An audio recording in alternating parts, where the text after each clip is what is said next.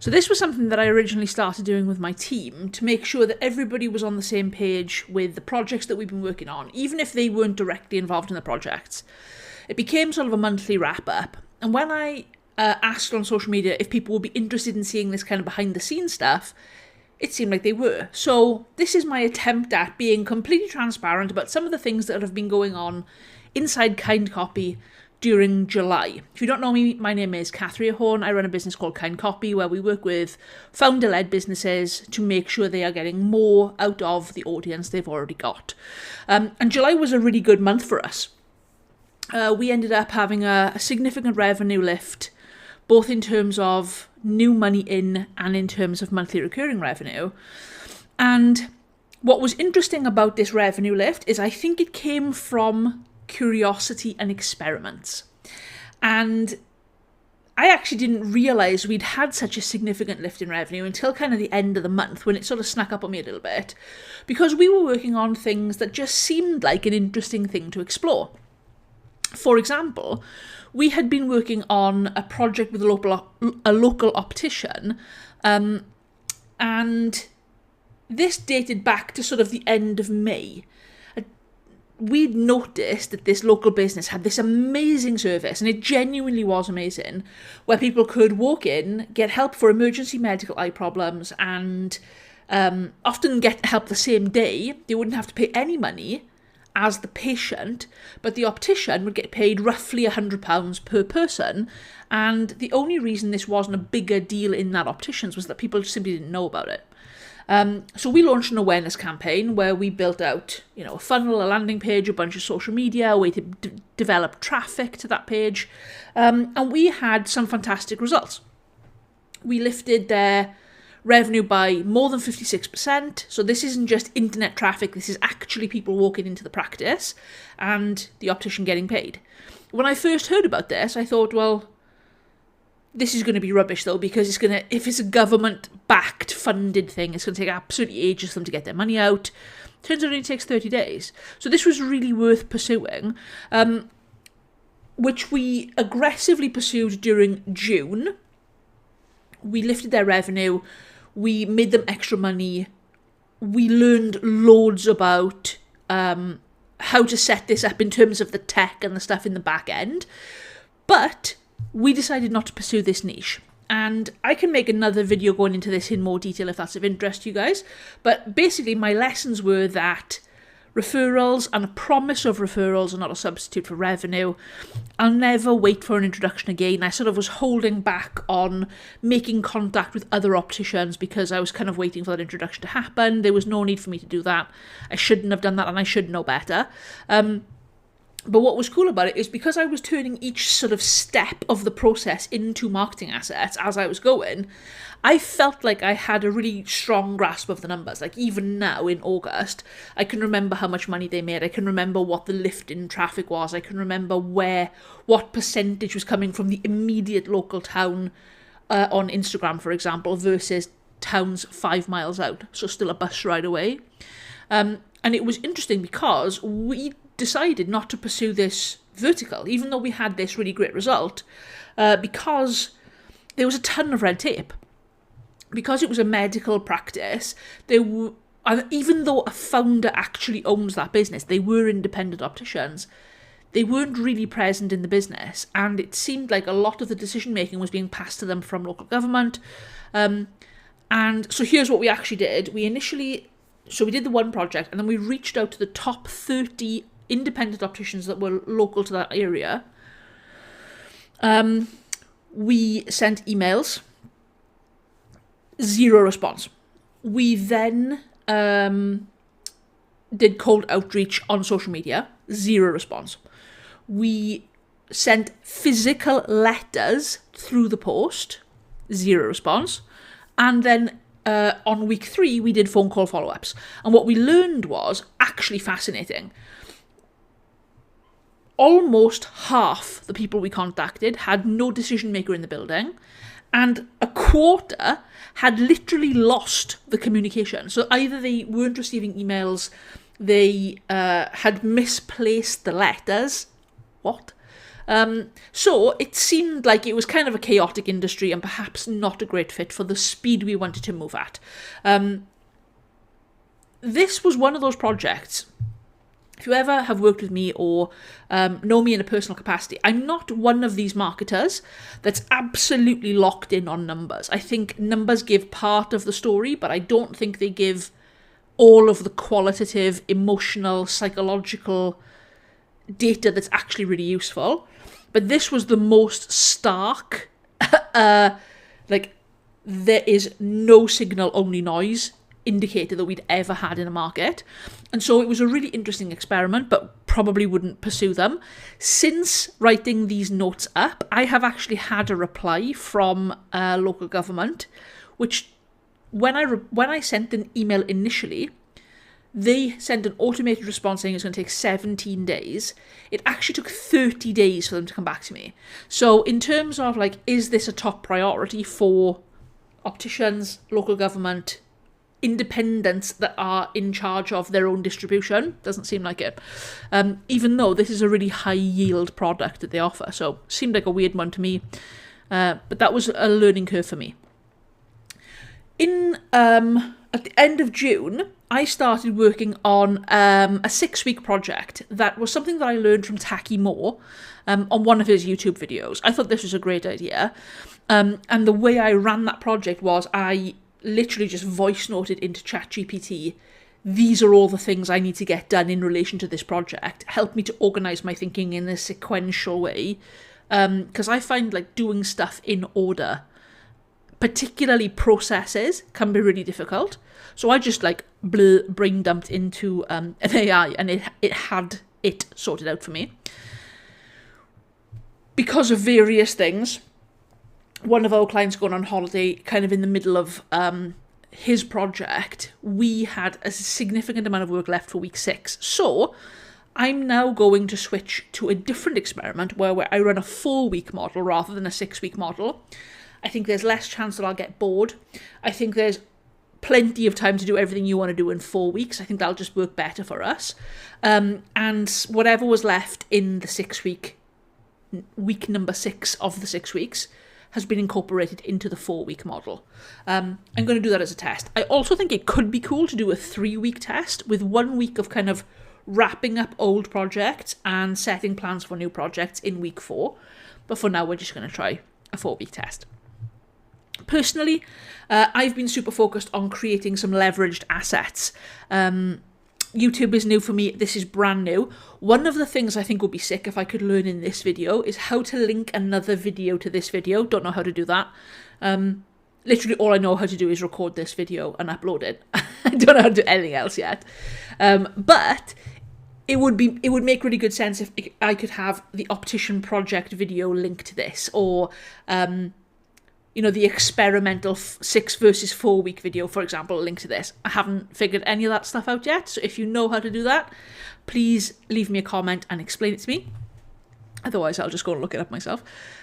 We are using a number of longer form platforms at the moment. The first is YouTube, brand new. The second is Substack, much more established, and allows me to just write on there, do that every single Wednesday. And last week, I built out an AI bot to help support coaches to find their uniqueness. Because I'm having loads of conversations at the moment with coaches who are great coaches and get fantastic results, but can't explain why I should choose them rather than some other coach. And that's always a bit of a red flag, because then it becomes really difficult to explain that in terms of marketing for them. So that was... I thought if I could make it to help one coach, I could make it available to everybody, and I'll come more to that in a second. One of my services that I absolutely love is an hour-long consultation. I've usually got about 6 spaces available in the course, 5 or 6, depending on the number of weeks in the month. I found July a little bit slower for consultations. I had 4 fantastic conversations, and if you booked for one of those, it was a joy. Thank you so much for your time and your trust that you put in me. I would love to sell out of consultations every single month. I think they are an absolutely unbelievable way to spend an hour to get completely personalized clarity about your next steps, to solve problems, to find opportunities, and to have custom advice.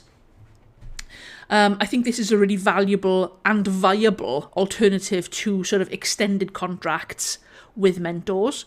And I'd like to focus more on this during August. I've got 6 spaces available during August.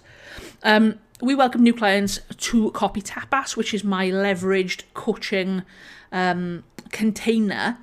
I write sort of templated copy where coaches come in and they put their own stamp on it, they tweak it, and the focus is really based around 3 things. The first thing is building a new audience, which is awesome if you're in a growth phase, but also awesome if you are trying to shift your niche a little bit. Second focus is establishing and positioning coaches as an authority in their own right, which is kind of where the bot came from in the first place. The bot to help them to understand why they are so unique. And the third thing is to get people to apply to work with them. I also sold a space for Brunch Light, which I'm actually not pushing at the moment because I'm not pushing much done for you work in the summer. Brunch Light is a full stack, whatever you need, I'll write it type service, which it comes from bottomless brunch. That's where that comes from. I think that's kind of a cute name. And the idea is that if it's written, we write it. Emails, ads, social media, sales pages, websites, VSLs, anything you can think of. Had a fantastic coach come in and is already seeing great traction in that in the first couple of weeks, which is mega. I also recorded a podcast with David Garfinkel. If you guys have never read The Persuasion Story Code, please go and read that book. It is absolutely off the charts. He is an incredibly smart guy. And that podcast is now live. If I find out how to link it, I'll link it in this video. Otherwise, I'll just put the link in the description of this video. He's brilliant. That conversation was all around how to use AI in your normal day-to-day workflow in a way that doesn't suck, basically. This was the second part of a conversation we'd had. The first part was in the power of kindness in your copy and how that is actually a tactical and strategic advantage if you are working with anyone that needs to be actively involved in their own rescue. So my market is coaches. Obviously, people have got to be actively involved in that process. And so being direct response and hard-nosed and cruel, find the pain, twist the knife, that is not good advice for our market, even though lots of coaches have been told that. So, lessons and realizations. During July, we had quite a frustrating situation where had a new coach come in June, gets absolutely unbelievable results. He came in for emails, he ended up upgrading his package to Brunch Light, and we were cranking emails, we were cranking social media stuff for him, but we weren't getting calls booked. And it's hard to talk about that as a marketer because I'm supposed to present this front to you where everything I touch turns to gold. And if you've got me in your inbox and I'm writing the copy for you, you're going to book a shitload of calls. And sometimes that's true, but in this instance it wasn't. So there was a disconnect somewhere. One of the things that felt so frustrating about that for me was that this guy has absolutely knockout results. So something was going wrong between people coming in and people not booking a call. And we discovered that people who were on the email list were really, really cold. They were coming in from ads and we were hitting them with book a call really early on in the process. So we used collaborative questions like, why do you think we're not booking calls, to get to the bottom of, this isn't a blame situation. This is you and I working together as professionals with the same objective. We both want to get your calls booked. We asked ourselves, how can we be providing a better level of service to the coach? And as we sort of unpacked it and we worked it back, we realised we were talking to the market as though they already knew him quite well, whereas in reality they probably didn't. So what we did was change up some of the things we were doing in the emails. We put more trust building stuff in there. We put more indoctrination in there. We showed them more longer form stuff from him. And now we're getting traction. The calls are getting booked again. So that was a huge relief. But let me be honest with you.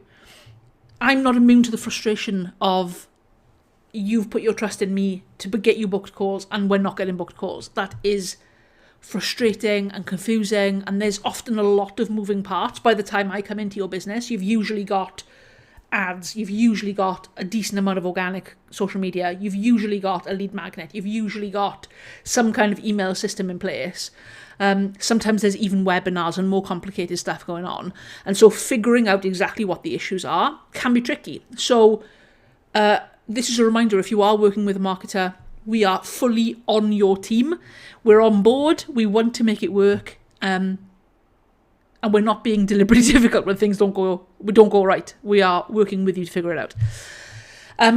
One of the really valuable things that I learned from that experience was I had actually built that bot with him in mind, the bot that helps coaches to identify and talk about and position themselves in terms of their unique qualities that they are bringing to the table. I'd actually built that with him in mind.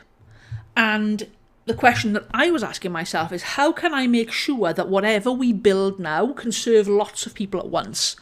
That's a question that I've never really asked myself before. So that probably sounds pretty stupid for those of you with more leveraged businesses than me, but that hasn't been how I've run my business. I've just sort of like solved one problem at a time and kept moving forward. So that was a new question for me, and it may be a useful reflection question for you. How can I make sure that whatever I build can serve one and many? And on that point, I've actually put a note in my working week on a Friday for leveraged assets, and I've got a running total of things that I'm making in there that can help. I usually make it with one person in mind, but it will serve many people. So that's been a really good addition that I've put in place in the last couple of weeks. Okay, so there are a few things coming up on the horizon that I'm really excited about. I had a conversation with a business mentor back in, I think it was in July. He would like me to launch a micro course inside his community, so I need to build that out. I am working with a fantastic coach that I've known for a really long time to build out an AI ecosystem to help me to create some automations in the business, to take all of the gigantic amount of material, source material that I actually write or record or whatever, and turn that into documents and usable assets that we can search. That's a big thing for me, is being able to search stuff. Soon, I've realised this week, if I'm going to start helping coaches map out their Black Friday offers, it seems crazy I'm even thinking about this now, I need to start talking about that quite soon. So I'll probably launch an offer for that towards the end of August, so that I can be writing during September and October. I can return all of, hopefully people buy it, I can return everybody's work at the start of November, and then it can run until, I think Black Friday is like the 26th or 28th or something of November this year. So that will give everybody plenty of time. But I need to be thinking about that this month so that I make time available to actually offer it and then fulfill it. And this is something that I'm considering. I haven't coached anyone for a really long time. I was a coach back in the day, and then I stepped away from it. I haven't offered any high-touch coaching for literally years now. And the conversations that I've been having with coaches recently are very much driven by, I'm dissatisfied with how my business feels right now, but it works okay, and I don't know what I want instead. So they've got these businesses that are working all right, but that they're not completely in love with. And because coaches value certainty so much, they squash the idea of, maybe I'll explore this, or maybe I'm curious about this. But I've been doing exactly this now for a couple of months, and it's absolutely sick. Like, the ability to treat all of these things as little projects rather than the business, see what works, take the lessons, kill them off if you want. That's been a game changer for my happiness in this business. And I'm considering launching this as a new offer, potentially from September. That would allow me, so this is really very much in just a thought form right now. This absolutely would not be business mentorship in any capacity. I would rather boil my head than be business mentor. But it would be high touch. It would be super small group. I'm thinking maybe 10 or 12 people. We'd run it perhaps through Telegram or WhatsApp day to day, and then maybe have a group call once a week. So there'd be scope for one-to-one conversations in private and as a group, and then come together for maybe a teaching segment, a Q&A, and an action plan.